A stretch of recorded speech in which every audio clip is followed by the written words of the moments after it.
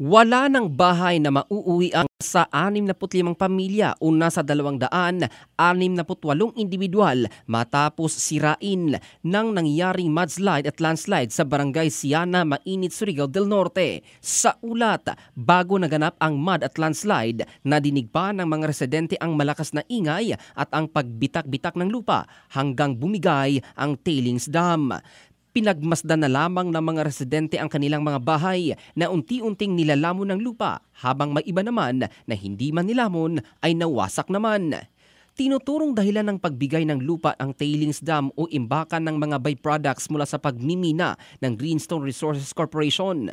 Walang casualty sa insidente, subalit malaking problema ngayon ng mga apektadong residente ang permanenteng masisilungan sapagkat batid nila ang hirap habang nasa evacuation centers.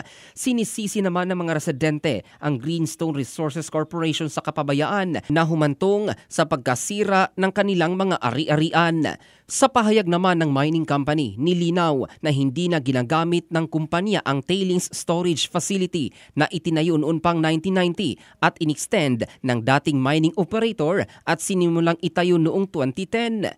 Mula nang bumalik sa operasyon ang Greenstone noong 2022 ay hindi na rin umano ito ginagamit at sa katunayan tinanggalan pa ito ng tubig para maiwasan ang pagtagas. Subalit puno pa rin ito ng waste materials na siyang dahilan ng pagbigay ng tailings.